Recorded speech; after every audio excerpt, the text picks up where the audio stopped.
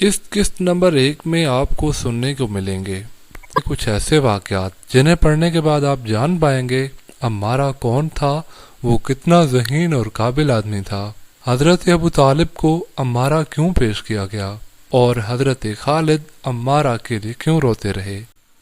वाशी पहलवान की आका करीम अलैहिस्सलाम के साथ कुश्ती क्यों हुई, किसके कहने पे और इसके लिए इनाम क्या रखा गया था और वाशी पहलवान का क्या हश्र हुआ। मजीद जंगे बद्र का अहवाल, कुफ्फार की बदतरीन शिकस्त, अब्दुल्ला बिन उबई की साजिश और यहूदी लड़की सब्त बिन्त अरमन का किस्सा। बिस्मिल्लाहिर्रहमानिर्रहीम। वीडियो में दी गई तमाम तस्वीर सिर्फ तख़य्युलाती हैं। इनमें से कोई भी मुबारक हस्तियों से मुमासिलत नहीं रखती, ना ही इस मकसद के लिए अपलोड की गई हैं। ये तस्वीर महज जज्बा जहाद और मैदान जंग की इलामती तस्वीर हैं। मुरक्का जलाल नूर सरापा असहाब रसूल व अहले बैत की अशकाल हमीदा का तसव्वुर हम सब के लिए कतई महाल है। नियाम मशहूर ज़माना तारीख़ इस्लाम का बेहतरीन नक्काशी करता नावल है, जिसे अनायतुल्लाह तमश ने लिखा है। ये नावल हज़रत खालिद रज़ी अल्लाह तआला अन्हु बिन वलीद की ज़िंदगी पे लिखा गया है। सिपाहगरी का एक अज़ीमुश्शान नाम और दरखशंदा अस्करी सालार, जिसके फ़न हर्ब की दाद व तहसीन के लिए रसूल रहमत सल्लल्लाहु अलैहि वसल्लम ने अल्लाह की तलवार यानी सैफुल्लाह का लक़ब दिया। यह अजीम नावल आपके मुताला में आसानी के लिए सौती किताब यानी ऑडियो बुक की सूरत में आपकी खिदमत में पेश किया जा रहा है। वो मुसाफिर अरब के सहरा में अकेला चला जा रहा था। 8 हिजरी के ज़माने में अरब का वो इलाका जहाँ मक्का और मदीना वाक़या है, बड़ा ही खौफनाक सहरा हुआ करता था, जलता और इंसानों को झुलसाता हुआ रेगजार। एक तो सहरा की अपनी सऊबतें थीं, दूसरा ख़तरा रहज़नों का था। मुसाफिर काफ़िलों की सूरत सफ़र किया करते थे, लेकिन ये मुसाफिर अकेला चला जा रहा था। वो आला नस्ल के जंगी घोड़े पर सवार था। उसकी ज़िरा घोड़े की ज़ैन के साथ बंधी हुई थी, उसकी कमर से तलवार लटक रही थी। उस ज़माने में मर्दों के कद दराज, सीने चौड़े और जिस्म गुठे हुए होते थे। ये अकेला मुसाफिर भी उन्हीं मर्दों में से था, लेकिन जिस अंदाज से वो घोड़े की पीठ पे बैठा था, इससे पता चलता था कि वो शहसवार है। उसके चेहरे पे खौफ का हल्का सा भी तासुर नहीं था कि राहज़न उसे लूट लेंगे, उससे इतनी अच्छी नस्ल का घोड़ा छीन लेंगे और उसे पैदल सफ़र करना पड़ेगा। लेकिन इसके चेहरे पे जो तासुर था वो कुदरती नहीं था। वो कुछ सोच रहा था, यादों से दिल बहला रहा था, या कुछ यादों को जहन में दफन करने की कोशिश कर रहा था। आगे एक घाटी आ गई, घोड़ा चढ़ता चला गया, खासी बुलंदी पे जाकर ज़मीन हमवार हुई। सवार ने घोड़ा रोककर उसे घुमाया और रुकाबों पर खड़े होकर पीछे देखा। उसे मक्का नज़र ना आया, मक्का उफक के नीचे चला गया था। अबू सुलेमान, उसे जैसे आवाज़ सुनाई दी हो, अब पीछे ना देखो, मक्का को ज़हन से उतार दो, तुम मर्द मैदान हो, अपने आप को 2 हिस्सों में ना कटने दो, अपने फ़ैसले पर कायम रहो, तुम्हारी मंजिल मदीना है। उसने मक्का की सिमत से निगाहें हटा लीं, घोड़े का रुख मदीने की तरफ किया और बाग को हल्का सा झटका दिया। घोड़ा अपने सवार के इशारे समझता था। नपी तुली चाल चल पड़ा। सवार की उम्र 43 बरस थी, लेकिन वो अपनी उम्र से जवान लगता था। सुलेमान उसके बेटे का नाम था, उसके बाप का नाम अल वलीद था, लेकिन सवार ने खालिद बिन वलीद की बजाय अबू सुलेमान कहलाना ज़्यादा पसंद किया। उसे मालूम न था कि तारीख़ उसे खालिद बिन वलीद के नाम से याद रखेगी और ये नाम इस्लाम की अस्करी रिवायात और जज्बे का दूसरा नाम बन जाएगा। मगर 43 बरस की उम्र में जब खालिद मदीने की तरफ जा रहा था, उस वक़्त वो मुसलमान तो नहीं था। छोटी झड़पों के अलावा वो मुसलमानों के खिलाफ ओहद और जंग खंदक लड़ चुका था। जब रसूल रहमत सल्लल्लाहु अलैहि वसल्लम पर 610 बरोज़ सोमवार पहली वही नाजिल हुई, उस वक़्त खालिद की उम्र 24 साल थी। उस वक़्त तक वो अपने कबीले बनु मखजूम की अस्करी कुव्वत का कायद बन चुका था।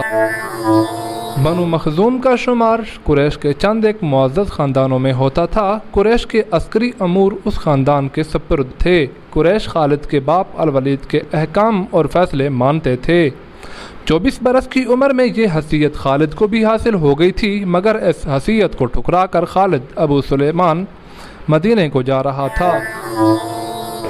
کبھی وہ محسوس کرتا جیسے اس کی ذات سے کوئی قوت اسے پیچھے کو گھسیٹ رہی ہو۔ جب وہ اس قوت کے اثر کو محسوس کرتا تھا اس کی گردن پیچھے کو مڑ جاتی، لیکن اس کی اپنی ذات سے ایک آواز اٹھتی، آگے دیکھ خالد، تو ولید کا بیٹا تو ہے لیکن وہ مر گیا ہے، اب تو سلیمان کا باپ ہے، وہ زندہ ہے۔ اس کے ذہن میں 2 نام اٹک گئے، محمد رسول اللہ صلی اللہ علیہ وسلم جو ایک نیا دین لے کر آئے تھے، اور الولید جو خالد کا باپ تھا، مگر محمد الرسول اللہ صلی اللہ علیہ وسلم اور آپ صلی اللہ علیہ وسلم کے نئے دین کا بہت بڑا دشمن تھا۔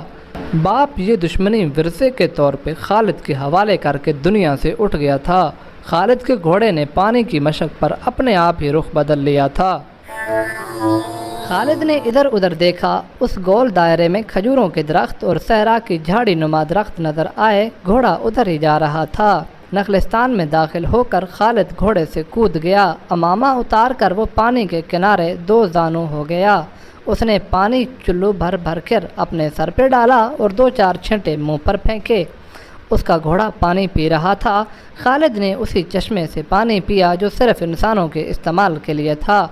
یہ ایک چھوٹا سا جنگل تھا۔ خالد نے گھوڑے کی زین اتاری اور زین کے ساتھ بندھی ہوئی چھوٹی سی ایک دری کھول کر جھاڑی نما درختوں کے جھنڈ تلے بچھائی اور لیٹ گئے۔ وہ تھک گیا تھا، تھوڑی دیر کے لیے سو جانا چاہتا تھا، مگر اس کے ذہن میں یادوں کا جو قافلہ چل پڑا تھا وہ اسے سونے نہیں دے رہا تھا۔ اسے 7 سال پہلے ایک دن یاد آیا جب اس کے عزیزوں نے محمد الرسول اللہ صلی اللہ علیہ وسلم کو قتل کرنے کا منصوبہ بنایا تھا۔ اس منصوبے میں خالد کا باپ الولید پیش تھا۔ وہ ستمبر 622 کی ایک رات تھی۔ قریش نے رسول خدا کے سوتے میں قتل کرنے کے لیے ایسے آدمی چنے تھے جو انسانوں کے روپ میں وحشی اور درندے تھے۔ خالد قریش کے سرکردہ خاندان کا جوان تھا۔ اس وقت اس کی عمر 27 سال تھی۔ وہ حضور رحمت عالم کے قتل کی سازش میں شریک تھا، لیکن وہ قتل کے لیے جانے والوں کے گروہ میں شامل نہیں تھا۔ اسے 7 سال پہلے کی وہ رات گزرے ہوئے کل کی طرح یاد تھی۔ وہ اس قتل پر خوش بھی تھا اور ناخوش بھی۔ خوش اس لیے کہ اس کے اپنے قبیلے کے ہی ایک آدمی نے اس کے مذہب کو جو بت پرستی تھی باطل کہہ دیا اور اپنے آپ کو خدا کا پیغمبر کہہ دیا۔ ایسے دشمن کے قاتل پر خوش ہونا فطری بات تھی، اور وہ ناخوش اس لیے تھا کہ وہ اپنے دشمن کو للکار کر آمنے سامنے کی لڑائی لڑنے کا قائل تھا۔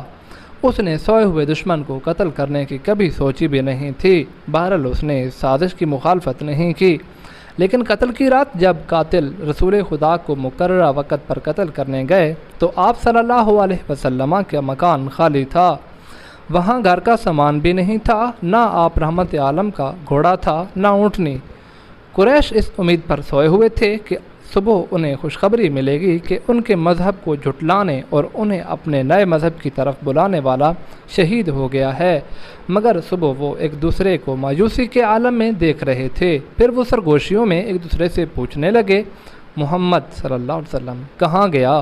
رسول خدا صلی اللہ علیہ وسلم قتل کے وقت سے بہت پہلے اپنے قتل کی سازشوں سے آگاہ ہو کر یثرب یعنی مدینے کو ہجرت کر گئے تھے۔ صبح تک آپ صلی اللہ علیہ وآلہ وسلم بہت دور نکل گئے تھے۔ خالد کے ذہن سے یادیں پھوٹتی چلی آ رہی تھیں۔ ذہن پیچھے ہی پیچھے ہٹتے ہٹتے 16 برس دور جا نکلا۔ 613 عیسوی کی ایک شام رسول رحمت نے قریش کے چند ایک سرکردہ افراد کو اپنے ہاں کھانے پر مدعو کیا۔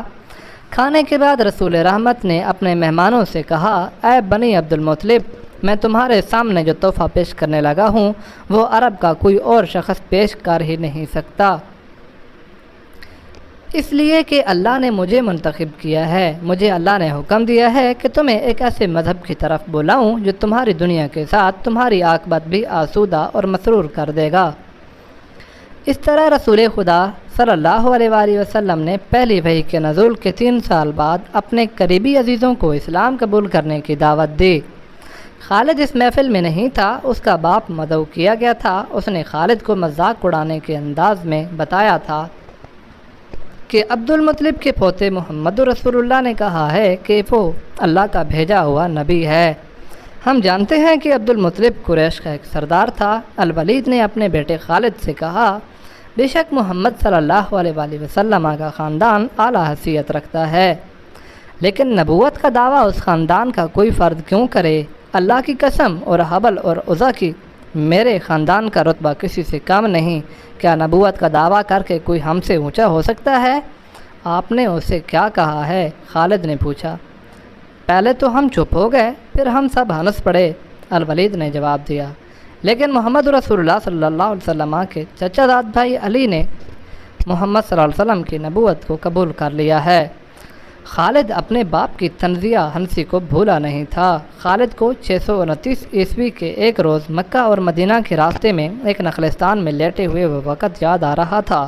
اللہ صلی اللہ علیہ وآلہ وسلم جن کی نبوت کو قریش کے سردار قبول نہیں کر رہے تھے، اس نبوت کو لوگ قبول کرتے چلے جا رہے تھے۔ ان میں اکثریت نوجوانوں کی تھی، بعض مفلس لوگوں نے بھی اسلام قبول کر لیا۔ اس سے نبی رحمت کے حوصلے میں جان آ گئی اور آپ صلی اللہ علیہ وآلہ وسلم نے اسلام کی تبلیغ تیز کر دی۔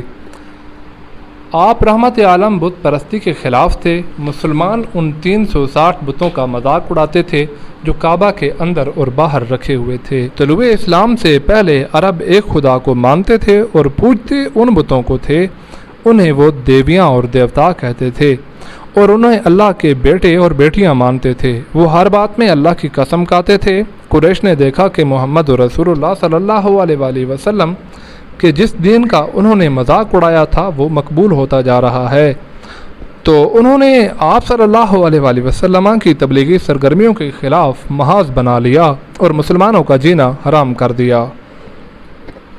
خالد کو یاد آ رہا تھا کہ اس نے اللہ کے رسول کو گلیوں اور بازاروں میں لوگوں کو اکٹھا کر کے انہیں اسلام قبول کرنے کی دعوت دیتے اور بتاتے دیکھا تھا کہ بت انہیں نہ فائدہ دے سکتے ہیں نہ نقصان۔ عبادت کے لائق صرف اللہ ہے جو وحدہ لا شریک ہے۔ رسول خدا صلی اللہ علیہ وآلہ وسلم کی مخالفت کے قائد قریش کے 4 سردار تھے۔ ایک تو خالد کا باپ الولید تھا، دوسرا نبی رحمت کا اپنا چچا ابو لہب تھا، تیسرا ابو سفیان اور چوتھا ابو الحکم تھا جو خالد کا چچا زاد بھائی تھا۔ مسلمانوں پر سب سے زیادہ ظلم و تشدد اس شخص نے کیا تھا۔ وہ جہالت کی حد تک کینہ پرور اور مسلم کش تھا، اس لیے مسلمان اسے ابو جہل کہنے لگے تھے۔ یہ نام اتنا عام ہوا کہ لوگ جیسے اس کا اصل نام بھی بھول گئے ہوں۔ تاریخ نے بھی اس پستہ قد، بھینگے اور لوہے کی طرح مضبوط آدمی کو ابو جہل کے نام سے ہی یاد رکھا۔ خالد کو یہ یادیں پریشان کرنے لگیں، شاید شرمسار بھی۔ قریش کے لوگوں نے رسول خدا کے گھر میں کئی بار غلاظت پھینکی تھی۔ جہاں کوئی مسلمان اسلام کی تبلیغ کر رہا ہوتا وہاں قریش کے آدمی جا پہنچتے اور ہلڑ مچاتے تھے۔ بد اخلاق اور دھتکارے ہوئے آدمیوں کو رسول خدا صلی اللہ علیہ وآلہ وسلم کو پریشان کرتے رہنے کا کام پر لگا دیا گیا تھا۔ خالد کو یہ اطمینان ضرور تھا کہ اس کے باپ نے محمد رسول اللہ کے خلاف ایسی کوئی گھٹیا حرکت نہیں کی تھی۔ وہ 2 مرتبہ قریش کے 3-4 سرداروں کو ساتھ لے کر رسول خدا کے چچا ابو طالب کے پاس یہ کہنے گیا تھا کہ وہ اپنے بھتیجے رسول خدا کو بتوں کی توہین اور نبوت کے دعوے سے روکے، ورنہ وہ کسی کے ہاتھوں قتل ہو جائے گا۔ ابو طالب نے ان لوگوں کو 2 مرتبہ ٹال دیا تھا۔ خالد کو اپنے باپ کی بہت بڑی قربانی یاد آئی۔ عمارہ خالد کا بھائی تھا، وہ خاص طور پر خوبصورت نوجوان تھا، وہ ذہین تھا اور اس میں بانک پن تھا۔ خالد کے باپ الولید نے اپنے اتنے خوبصورت بیٹے عمارہ کو قریش کے 2 سرداروں کے حوالے کیا اور انہیں کہا کہ اسے محمد رسول اللہ کے چچا ابو طالب کے پاس لے جاؤ اور اس سے کہو کہ میرا بیٹا رکھ لو اور اس کے بدلے محمد صلی اللہ علیہ وآلہ وسلم ہمیں دے دو۔ خالد اپنے باپ کے اس فیصلے پر کانپ اٹھا تھا اور جب اس کا بھائی عمارہ دونوں سرداروں کے ساتھ چلا گیا تھا تو خالد تنہائی میں جا کر رویا تھا۔ ابو طالب سرداروں نے عمارہ کو رسول کریم کے چچا کے آگے کر کے کہا تھا، اسے تم جانتے ہو، یہ عمارہ بن الولید ہے۔ تم یہ بھی جانتے ہوگے کہ بنو ہاشم نے جس کے تم سردار ہو ابھی تک اس جیسا سجیلا اور عقل مند جوان پیدا نہیں کیا۔ یہ ہمیشہ کے لیے تمہارے حوالے کرنے آئے ہیں۔ اسے اپنا بیٹا بنا کر رکھو گے تو یہ تمام عمر فرما بردار رہے گا، اور اگر اسے اپنا غلام بناؤ گے تو قسم ہے اللہ کی تم پر اپنی جان بھی قربان کر دے گا۔ مگر تم اس سے میرے حوالے کیوں کر رہے ہو؟ ابو طالب نے پوچھا۔ کیا بنو مخزوم کی ماؤں نے اپنے بیٹوں کو نیلام کرنا شروع کر دیا ہے؟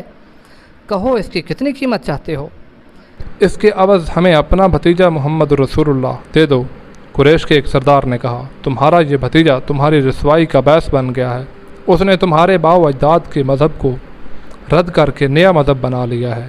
کیا تم دیکھ نہیں رہے کہ اس نے قبیلے میں آدمی کو آدمی کا دشمن بنا دیا ہے؟ تم میرے بھتیجے کو لے جا کر کیا کرو گے؟ قتل۔ ہم محمد رسول اللہ کو قتل کریں گے، یہ بے انصافی نہیں ہوگی۔ تم دیکھ رہے ہو کہ ہم تمہارے بھتیجے کے بدلے تمہیں اپنا بیٹا دے رہے ہیں۔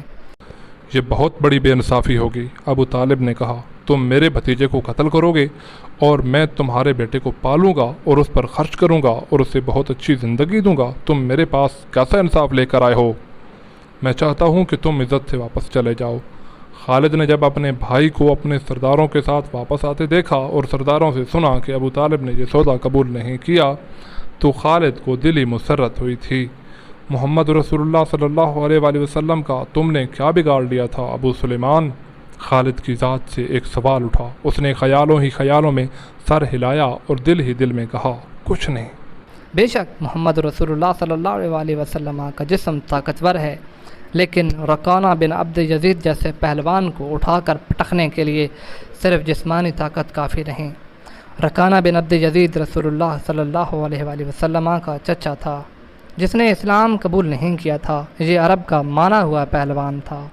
نامی گرامی پہلوان آئے جنہیں اس نے ایک ہی داؤ میں پٹک کر اٹھنے کے قابل نہ چھوڑا۔ وہ وحشی انسان تھا، صرف لڑنا مارنا جانتا تھا۔ خالد کو وہ وقت یاد آنے لگا جب مسلمانوں کو دکھ کرنے والے 3-4 آدمیوں نے ایک دن رکانہ پہلوان کو خوب کھلایا پلایا اور اسے کہا تھا کہ تمہارا بھتیجا محمد صلی اللہ علیہ وآلہ وسلم کسی کے ہاتھ نہیں آتا، نہ اپنی تبلیغ سے بات آتا ہے، نہ کسی سے ڈرتا ہے، اور لوگ اس کی باتوں کے جادو میں آتے جا رہے ہیں۔ کیا تم اسے سیدھا نہیں کر سکتے؟ کیا تم میرے ہاتھوں اس کی ہڈیاں توڑوانا چاہتے ہو؟ رکانہ نے اپنے چہرے پر مست بھینسے کا تاثر پیدا کر کے تکبر کے لہجے میں کہا تھا، لاؤ اسے میرے مقابلے پہ، لیکن وہ میرا نام سن کر مکہ سے بھاگ جائے گا۔ نہیں نہیں، میں اس کے ساتھ لڑنا اپنی توہین سمجھتا ہوں۔ اس نے اکسانے والے آدمیوں کی بات نہ مانی۔ وہ کسی پہلوان کو اپنے برابر سمجھتا ہی نہیں تھا۔ مسلمانوں کے دشمن خاموش ہو گئے، لیکن سوچتے رہے کہ رسول خدا کو رکانہ کے ہاتھوں گرا کر آپ کا تماشا بنایا جائے۔ مکہ کے یہودی خاص طور پر رسول رحمت کے دشمن تھے، لیکن وہ کھل کر میدان میں نہیں آتے تھے۔ وہ خوش تھے کہ اہل قریش آپس میں بٹ کر ایک دوسرے کے دشمن ہو گئے ہیں۔ انہیں پتہ چل گیا کہ قریش کے کچھ آدمیوں نے رکانہ پہلوان کو اکسایا ہے کہ وہ رسول خدا کو کشتی کے لیے للکارے، لیکن وہ نہیں مان رہا تھا۔ ایک روز رکانہ رات کے وقت ایک گلی سے گزر رہا تھا کہ اس کے قریب سے ایک بڑی حسین اور جوان لڑکی گزری۔ چاندنی رات میں لڑکی نے رکانہ کو پہچان لیا اور مسکرائی۔ رکانہ وحشی تھا، وہ رک گیا اور لڑکی کا راستہ روک لیا۔ کیا تم جانتی ہو کہ عورت مرد کی طرف دیکھ کر مسکراتی ہے تو اس کا مطلب کیا ہوتا ہے؟ رکانہ پہلوان نے پوچھا، کون ہو تم؟ اس کا مطلب یہ ہوتا ہے کہ عورت اس مرد کو چاہتی ہے، اس جوان لڑکی نے جواب دیا۔ میں سبت بنت ارمن ہوں۔ او ارمن، یہودی کی بیٹی، رکانہ نے کہا اور لڑکی کے کندھوں پر ہاتھ رکھ کر اسے اپنے قریب کر کے بولا، کیا میرا جسم تجھے اتنا اچھا لگتا ہے اور کیا میری طاقت؟ تمہاری طاقت نے مجھے مایوس کر دیا ہے، سبت نے پیچھے ہٹتے ہوئے کہا۔ تم اپنے بھتیجے محمد سے ڈرتے ہو؟ کون کہتا ہے؟ رکانہ نے گرج کر پوچھا۔ سب کہتے ہیں، سبت نے کہا۔ پہلے محمد کو گراؤ، میں اپنا جسم تمہیں انعام میں دوں گی۔ اللہ کے بیٹوں اور بیٹیوں کی قسم، تیری بات پوری کر کے تیرے سامنے آؤں گا، رکانہ نے جواب دیا۔ لیکن تو نے غلط سنا ہے کہ میں محمد سے ڈرتا ہوں۔ بات یہ ہے کہ میں اپنے سے کمزور کے ساتھ لڑنا اپنی توہین سمجھتا ہوں، لیکن تیری بات پوری کروں گا۔ مشہور مورخ ابن حشام نے لکھا ہے کہ رسول کریم صلی اللہ علیہ وآلہ وسلم نے خود رکانہ پہلوان کو کشتی کے لیے للکارا، لیکن دوسرے مورخ ابن الاسیر نے جو شہادت پیش کی ہے وہ صحیح ہے کہ رکانہ نے محمد رسول اللہ صلی اللہ علیہ وآلہ وسلم کو کشتی کے لیے للکارا اور اس نے کہا تھا، میرے بھائی کے بیٹے، تم بڑے دل اور بڑی جرت والے آدمی ہو۔ میں یہ بھی جانتا ہوں کہ تم جھوٹ بولنے سے نفرت کرتے ہو، لیکن مرد کی جرت اور صداقت کا پتہ اکھاڑے میں چلتا ہے۔ آؤ میرے مقابلے میں اکھاڑے میں اترو۔ اگر مجھے گرا لو تو میں تمہیں اللہ کا بھیجا ہوا نبی مان لوں گا، اللہ کی قسم تمہارا مذہب قبول کر لوں گا، لیکن یہ ایک بھتیجے اور چچا کی کشتی نہیں ہوگی۔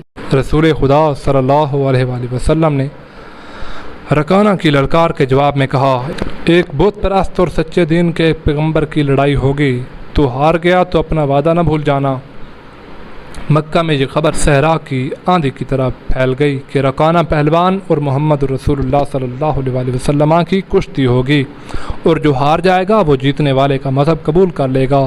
قریش کا بچہ بچہ، مرد و زن اور یہودی ہجوم کر کے آ گئے۔ مسلمانوں کی تعداد بہت تھوڑی تھی، وہ تلواروں اور برچھیوں سے مسلح ہو کر آئے، کیونکہ انہیں خطرہ محسوس ہو رہا تھا کہ قریش کشتی کو بہانہ بنا کر رسول خدا کو شہید کر دیں گے۔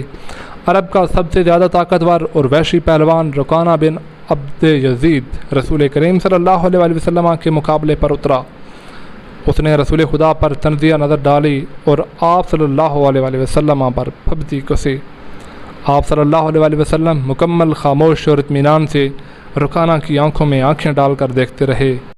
رکانہ آپ صلی اللہ علیہ وآلہ وسلم کے ارد گرد یوں گھوما جیسے شیر اپنے شکار کے ارد گرد گھوم گیا ہو اور اب اسے کھا جائے گا۔ ہجوم رسول اکرم کا مذاق اڑا رہا تھا۔ مسلمان خاموش تھے، وہ دل ہی دل میں اللہ کو یاد کر رہے تھے۔ انہوں نے اپنی تلواروں کے دستے پہ بھی ہاتھ رکھے ہوئے تھے۔ پھر نہ جانے کیا ہوا، رسول اکرم صلی اللہ علیہ وآلہ وسلم نے کیا طریقہ اپنایا۔ ابن الاسیر کہتا ہے کہ آپ صلی اللہ علیہ وآلہ وسلم نے رکانہ کو اٹھا کر زمین پر پٹخ دیا۔ رکانہ زخمی شیر کی طرح اٹھا اور غرا کر آپ صلی اللہ علیہ وآلہ وسلم پر حملہ آور ہوا۔ آپ صلی اللہ علیہ وآلہ وسلم نے پھر وہی طریقہ اختیار کیا اور اسے پٹخ دیا۔ وہ اٹھا تو آپ صلی اللہ علیہ وآلہ وسلم نے اسے تیسری بار پٹخا۔ بھاری بھرکم جسم 3 بار پٹخا گیا تو کشتی جاری رکھنے کے قابل نہ رہا۔ رکانہ سر جھکا کر اکھاڑے سے نکل گیا۔ ہجوم پر سناٹا طاری ہو گیا اور مسلمان ننگی تلواریں اور برچھیاں ہوا میں لہرا لہرا اور اچھال اچھال کر نعرے لگا رہے تھے۔ چچا رکانہ، رسول اللہ صلی اللہ علیہ وآلہ وسلم نے للکار کر کہا، آج سے تو مسلمان ہے۔ رکانہ نے قبول اسلام سے صاف انکار کر دیا۔ یہ طاقت جسمانی نہیں تھی۔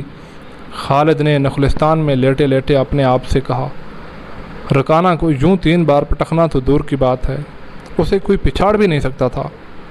رسول اکرم صلی اللہ علیہ وآلہ وسلم کا تصور خالد کے ذہن میں نکھر آیا۔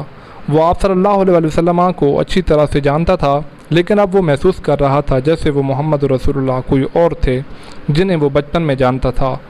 اس کے بعد آپ صلی اللہ علیہ وآلہ وسلم نے جو رخ اختیار کیا تھا اس میں خالد آپ صلی اللہ علیہ وسلم کو نہیں پہچانتا تھا۔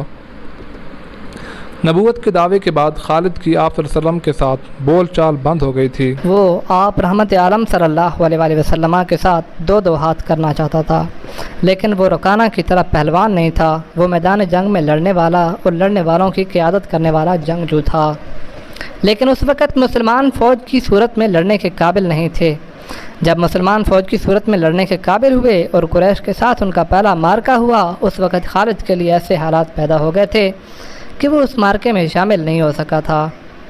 اس کا اسے بہت افسوس تھا۔ یہ مارکہ بدر کا تھا جس میں 313 مجاہدین اسلام نے 1000 قریش کو شکست دی تھی۔ خالد دانت پیستا رہ گیا تھا، لیکن اس روز جب وہ اسے نخلستان میں لیٹا ہوا تھا اسے خیال آیا کہ 313 نے 1000 کو کس طرح سے شکست دی تھی۔ اس نے شکست کھا کے آنے والوں سے پوچھا تھا کہ مسلمانوں میں وہ کون سی خوبی تھی جس نے انہیں فتح یاب کیا تھا۔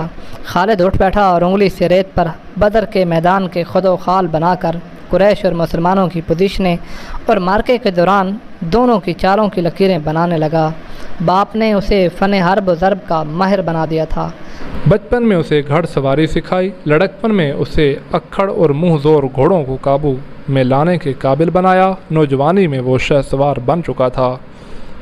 شتر سواری میں بھی وہ ماہر تھا۔ اس کا باپ ہی اس کا استاد تھا۔ اس نے خالد کو نہ صرف سپاہی بلکہ سالار بنایا تھا۔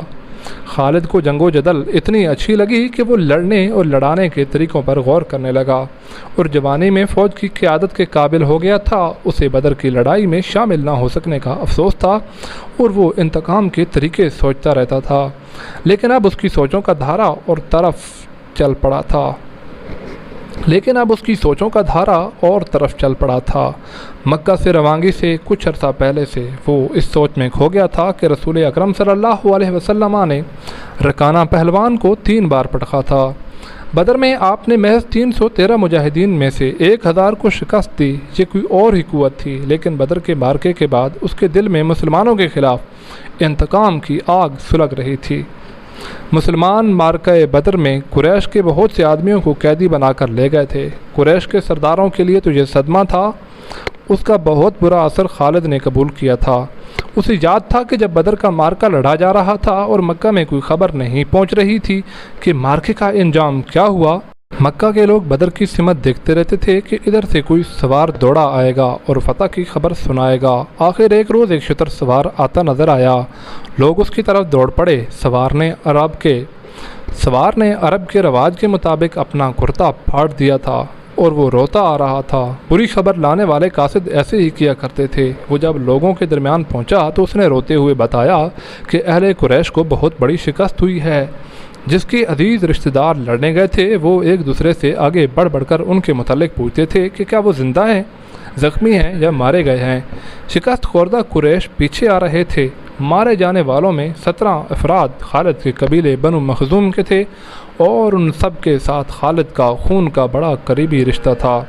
अबू जहल भी मारा गया था। खालिद का भाई जिसका नाम वलीद था जंगी कैदी बन गया था। अबू सुफियान जो कि कुरैश के सरदारों का सरदार था और उसकी बीवी हिंदा भी मौजूद थे। कुछ मेरे बाप और मेरे चचा के मुतल्लिक बताए। कासिद हिंद ने पूछा, तुम्हारा बाप उतबा अली और हमज़ा के हाथों मारा गया। कासिद ने कहा, और तुम्हारे चचा शेबा को अकेले हमज़ा ने कत्ल किया है और तुम्हारा बेटा हंजला अली के हाथों मारा गया है। अबू सुफियान की बीवी हिंद ने पहले तो अली रज़ी अल्लाह ताला अन्हु और हमज़ा रज़ी अल्लाह ताला अन्हु को बुलंद आवाज़ से बुरा भला कहा। फिर बोली, अल्लाह की कसम, मैं अपने बाप और अपने चचा और अपने बेटे के खून का बदला लूँगी। अबू सुफियान पर खामोशी तारी थी। खालिद का खून खोल रहा था। कुरैश के 70 आदमी मारे गए थे और जो जंगी कैदी हुए थे उनकी तादाद भी 70 थी।